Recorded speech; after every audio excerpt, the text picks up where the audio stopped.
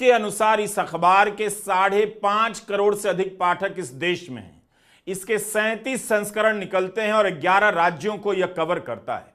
तो 5.5 करोड़ पाठकों को कुंभ में मारे गए लोगों की खबर उस प्रमुखता से क्यों नहीं दी गई जिस प्रमुखता से दैनिक भास्कर ने अपने पाठकों को दी है। मैं नहीं जानता कि जिन 30 लोगों की मौत हुई, 60 लोग घायल हुए, उनमें से कोई दैनिक जागरण पढ़ता होगा या नहीं पढ़ता होगा। मौनी अमावस्या के दिन कुंभ में दुर्घटना के कारण 30 लोगों की मौत होती है, लेकिन दर्जनों गोदी चैनलों से कई घंटे तक दुर्घटना की खबरों को गायब कर दिया जाता है। यह दुर्घटना नहीं थी, लोग दुर्घटना में मारे गए, मगर मीडिया दुर्घटना में नहीं मारा गया है।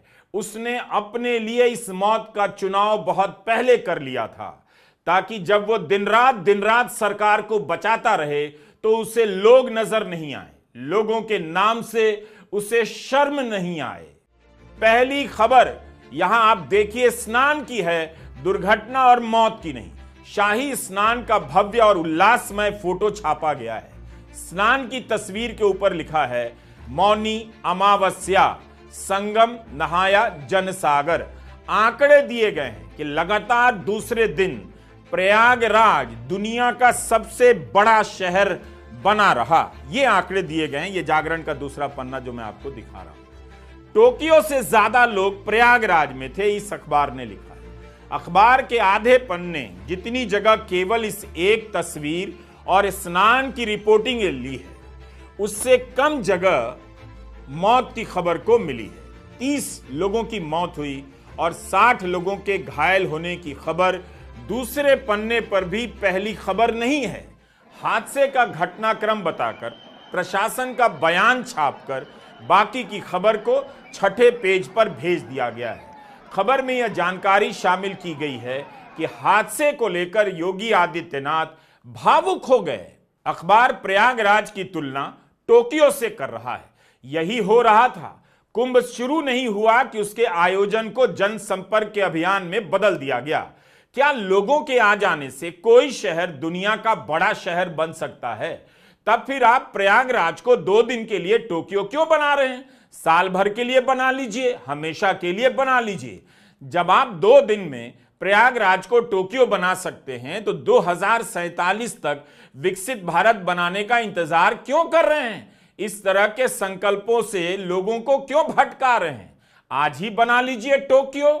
जिन दर्शकों ने टोक्यो नहीं देखा उनके लिए यह वीडियो आज ही मंगाया है, सीधा टोक्यो से आया है। जागरण के मालिक को कम से कम प्रयागराज की पूरी टीम को बिजनेस क्लास से टोक्यो भेजना चाहिए, ताकि सभी पत्रकार और संपादक देख सकें कि जिस टोक्यो से प्रयागराज की तुलना की जा रही है वो टोक्यो है कैसा। क्या बांस और बल्लियों के बैरिकेड से घिरा प्रयागराज टोक्यो बन जाएगा, और वो भी 2 दिन में, करोड़ों लोगों के आ जाने भर से?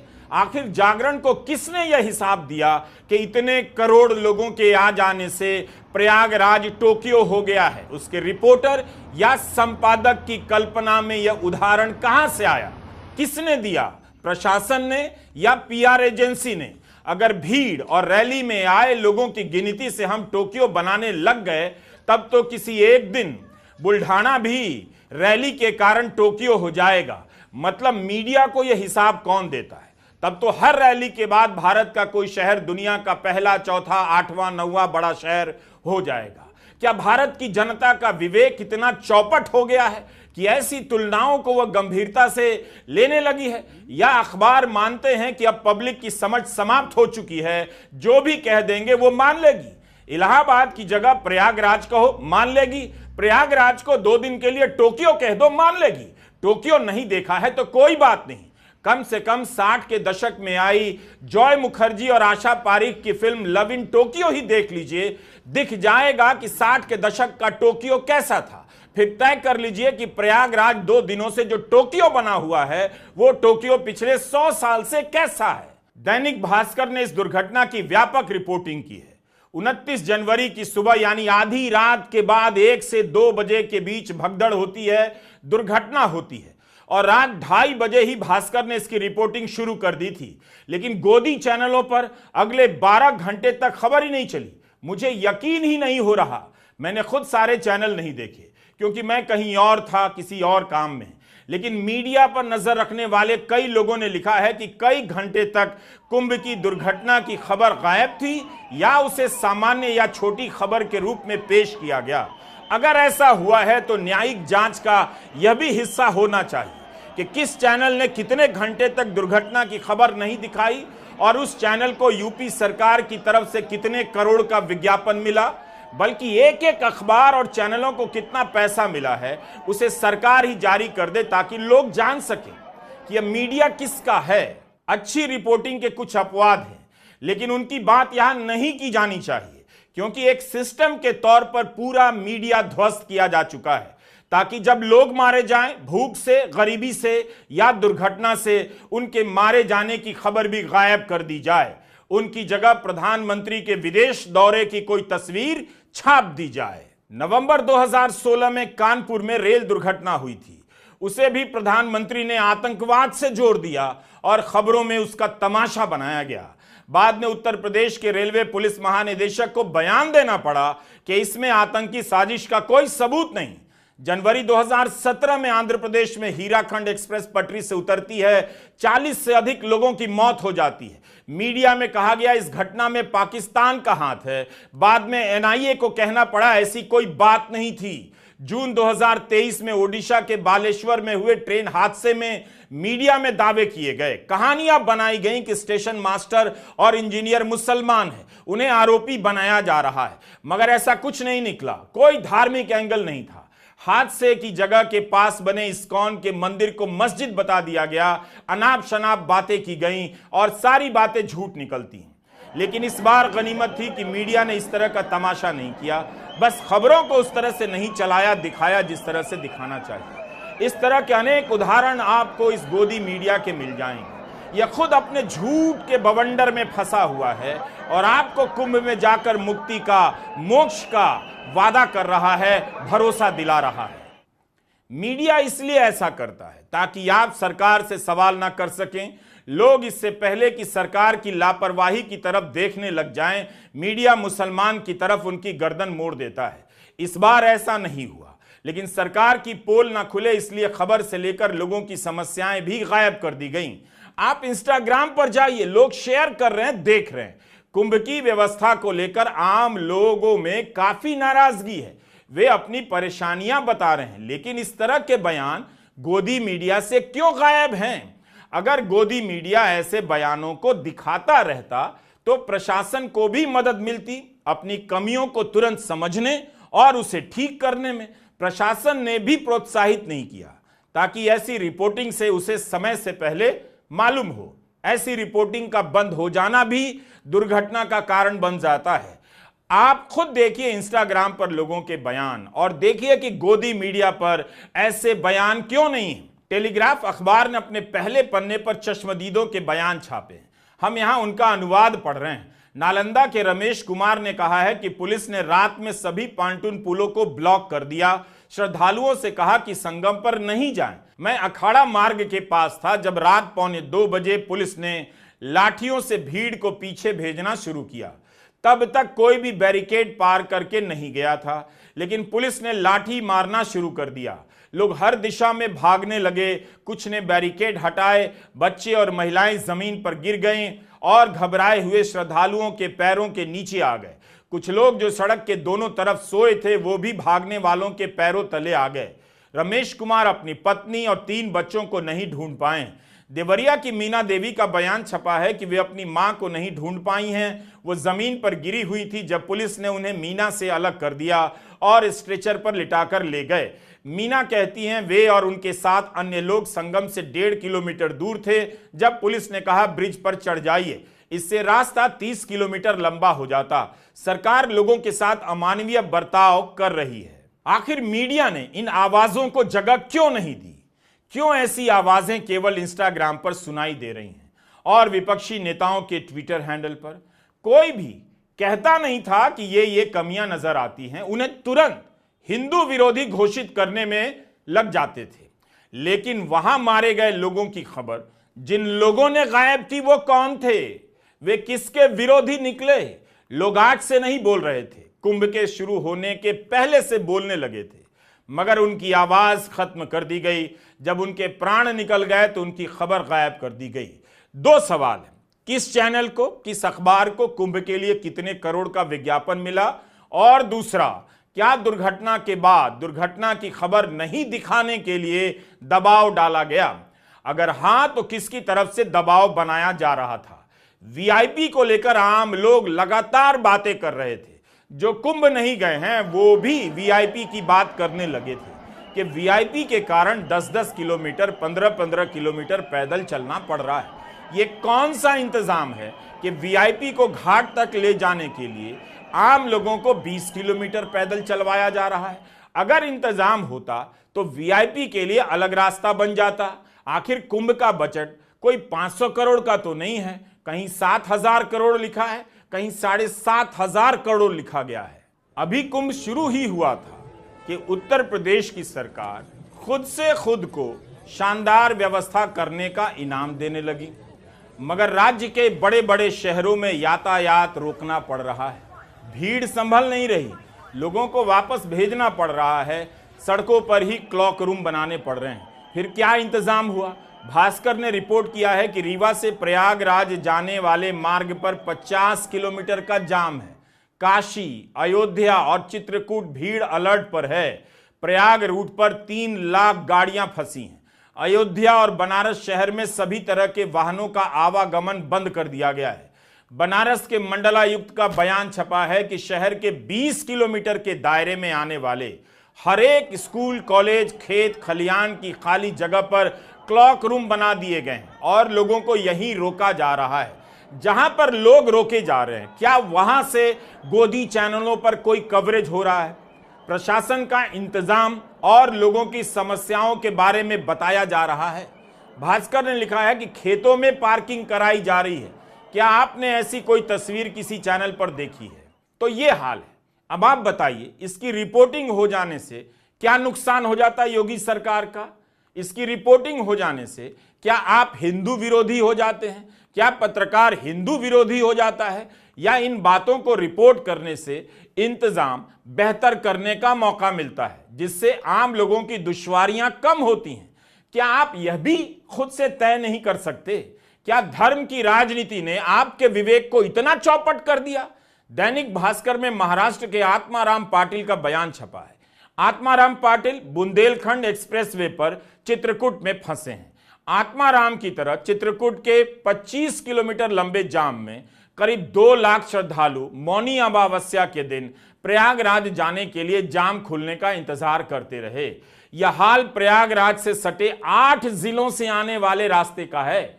आत्माराम पाटिल कहते हैं, जैसा कि भास्कर ने लिखा है, बॉम्बे से आया हूं, ट्रेनें देरी से चल रही हैं, 4 दिन गाड़ी में बैठकर आया हूं, प्रशासन कह रहा है वापस चले जाओ, कैसे चले जाएं? चित्रकूट तक भी जाने नहीं दे रहे हैं ताकि मैं वहां रुककर 1-2 दिन बाद स्नान के लिए चला जाऊं। मेरे साथ महिला है और बच्चे भी हैं। बुंदेलखंड एक्सप्रेसवे पर जाम की क्या हालत है, इसकी तस्वीर आपने अखबारों में, गोदी मीडिया में देखी है। 7,000, 7,500 करोड़ का बजट बताया जा रहा है और लोग कह रहे हैं कि रास्ते में जहां उन्हें रोका गया है उनके लिए पानी नहीं, शौचालय नहीं। ठंड में लोग खुले में रात गुजारने के लिए मजबूर हुए। कितने ही ऐसे वीडियो वायरल हुए। मौनी अमावस्या के दिन जब लोगों की मौत हुई तब जाकर वीआईपी प्रोटोकॉल देने पर रोक लगाई गई है, वरना वीआईपी पास और रूट को लेकर आम श्रद्धालु कई दिनों से चिल्ला रहे थे। मुझे एक बात बताइए, मीडिया रिपोर्ट कर रहा था कि 2019 में महाकुंभ का बजट 3700 करोड़ था 2019 में। इस बार का बजट 7,000 तो 7,500 करोड़ बताया जा रहा है। 5 साल के भीतर महाकुंभ के आयोजन पर 10,000 करोड़ रुपए से ज्यादा का खर्च हो रहा है, वह भी एक शहर में। इतना पैसा खर्चा करने के बाद भी लोगों की परेशानियां कम क्यों नहीं की जा सकी? भास्कर ने अपने फ्रंट पेज पर वीआईपी एंट्री पर उठ रहे सवालों की भी जांच की।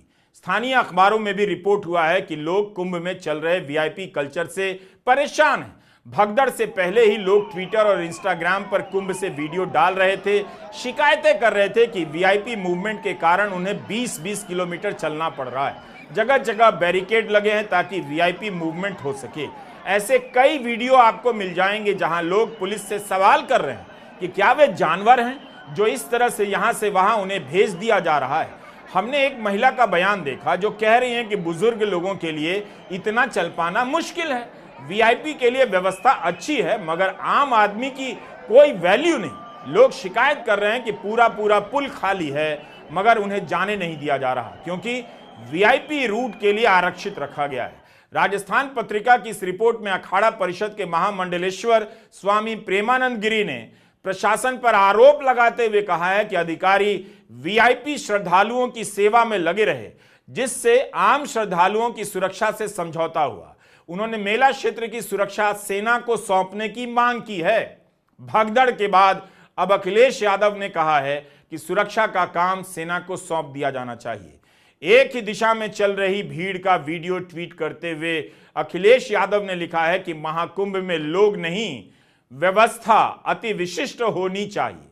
मेला क्षेत्र में वीआईपी लोगों के आने से वन वे किए जाने की वजह से तीर्थ यात्रियों को जो समस्या हो रही है वो नहीं होनी चाहिए। सरकार पिकअप ड्रॉप के लिए बसें चलाए। राहुल गांधी ने ट्वीट कर लिखा है कि अव्यवस्था और आम लोगों को छोड़कर वीआईपी मूवमेंट पर फोकस करने के कारण ही यह स्थिति पैदा हुई। अब रिपोर्टिंग हो रही है कि महाकुंभ एरिया को नो व्हीकल जोन घोषित कर दिया गया है।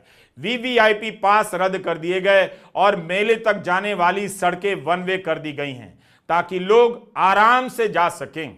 लेकिन हफ्ते गुजर गए, लोगों की इन तकलीफों पर कोई ध्यान नहीं दिया गया। सवाल है कि ऐसी खबरें इधर उधर चुपके से क्यों छप रही थीं?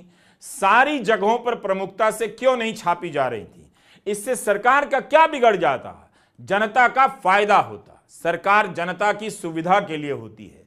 अगर गोदी मीडिया इन बातों को लगातार उठाता, अपने रिपोर्टरों को छूट देता कि वे जैसी अव्यवस्था देख रहे हैं वैसी ही रिपोर्टिंग करें तो लोगों को ऐसी हालत का सामना नहीं करना पड़ता।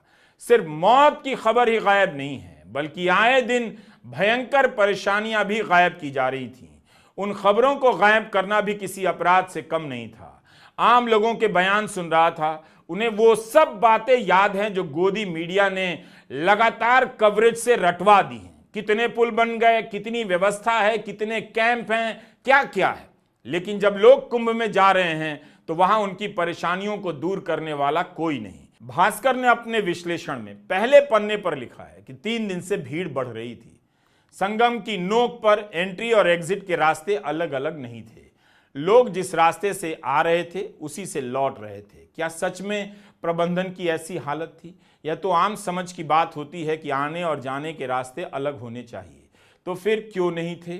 क्या संगम पर 2 रास्ते बना पाना असंभव था? भास्कर ने यह भी बताया कि प्रशासन ने अखाड़ों के अमृत स्नान के लिए ज्यादातर पीपा पुल बंद कर दिए। इससे बाहर जाने वाले श्रद्धालु स्नान के बाद निकल नहीं पाए और संगम पर भीड़ बढ़ती गई। मेरे हाथ में 30 जनवरी का टेलीग्राफ है जो कोलकाता से निकलता है। इसकी रिपोर्ट आप देखिए, लंबी रिपोर्ट है। कुंभ क्रश लिखा है इसकी हेडलाइन में। इसमें कई श्रद्धालुओं के बयान हैं। कुछ के बयान हमने इसी वीडियो में आपको पहले सुनाए। ये लोग अपने अपने हिसाब से तकलीफें और जो भी देखा उन्होंने बता रहे हैं। टेलीग्राफ ने लिखा है कि योगी अपने बयानों में लोगों पर ही आरोप डालते हुए प्रतीत हो रहे हैं, जैसे उनके कहने का मतलब है कि लोग अपने कैंप में जहां थे वहीं स्नान कर लेना चाहिए। इस अखबार ने आम लोगों की बातों को रखा। इसी अखबार में असम के एक व्यापारी नीति पॉल की मौत की भी खबर है। इनकी मशहूर मिठाई की दुकान है, अपने इलाके के मशहूर आदमी हैं। परिवार के सदस्य का बयान छपा है कि उन्हें उम्मीद थी कि प्रशासन उनके पार्थिव शरीर को हवाई रूट से घर भेजेगा, मगर फिर उन्हें बताया गया कि सड़क के रास्ते से ही भेजा जाएगा। 1500 किलोमीटर से ज्यादा दूरी तय करनी पड़ेगी।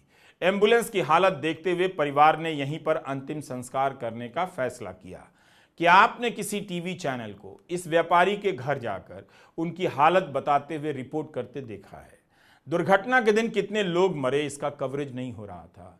कितने क्विंटल फूलों की वर्षा हो रही थी उसकी सटीक जानकारी थी और मीडिया रिपोर्ट कर रहा था। डीआईजी वैभव कृष्ण का बयान छपा है कि मरने वालों में 4 कर्नाटका से हैं, 1 असम से और 1 गुजरात से। मगर पश्चिम बंगाल की मुख्यमंत्री ममता बनर्जी ने कहा है कि अकेले बंगाल से 15 लोगों की मृत्यु हुई है। कर्नाटका में कांग्रेस के विधायक आसिफ सैद ने कहा है कि बेलगावी से 4 लोगों की मौत हुई है। कुंभ के शुरुआत से ही नेहरू के समय की दुर्घटना को लेकर व्हाट्सएप यूनिवर्सिटी में खूब प्रचारित किया गया। अंकिलों ने भी खूब फैलाया कि नेहरू के समय ऐसा हुआ था, उसकी कोई जरूरत नहीं थी, लेकिन किया गया ताकि कुंभ के साथ साथ नेहरू के प्रति नफरत भी फैलती रहे। यही नहीं, लोकसभा चुनाव के समय से ही प्रधानमंत्री मोदी अपने भाषणों में नेहरू के समय की दुर्घटना का जिक्र करने लगे थे। क्या वे अपने कार्यकाल की इस दुर्घटना का जिक्र करने का साहस दिखा सकते हैं? पंडित नेहरू आए थे तब तो मेला इतना बड़ा नहीं होता था, उसके बावजूद भी यहां पर कांग्रेस की सरकार थी, दिल्ली में कांग्रेस की सरकार थी, पंचायत से पार्लियामेंट तक अकेले कांग्रेस वाले थे और पार्टियों का तो नामो निशान नहीं था। कई पार्टियां तो पैदा भी नहीं हुई थी। मेरे उत्तर प्रदेश के लोगों, ये खबर सुन के आज आपको भी धक्का लगेगा। पंडित नेहरू जब आए थे, अव्यवस्था के कारण यहां भगदड़ मच गई थी। कुंभ के मेले में हजारों लोग मारे गए थे, कुचल करके मारे गए थे, लेकिन सरकार की इज्जत बचाने के लिए पंडित नेहरू पर कोई दोष न मर जाए, दाग न लग जाए, इसलिए उस समय के मीडिया ने भी ये चीजें दिखाने की बहादुरी नहीं दिखाई। एकाध दो अखबार के कोने में खबर छपी, उसे भी दबा दिया गया। उन परिवार जिन्होंने अपना स्वजन खोया था, उसके नामों का कहीं जिक्र नहीं होने दिया, 1 रुपया उनको दिया नहीं दिया गया। भाइयों बहनों, ये सिर्फ भगदड़ नहीं थी, भगदड़ के बाद जो हुआ वो असंवेदनशीलता का एक जुल्म था। भाइयों बहनों, ऐसा पाप देश के पहले प्रधानमंत्री के काल में हुआ है। और इस बार का कुंभ का मेला देखिए, करोड़ों लोग आए, प्रधानमंत्री खुद भी आए, लेकिन कोई भगदड़ नहीं हुई, कोई मरा नहीं। भाइयों बहनों,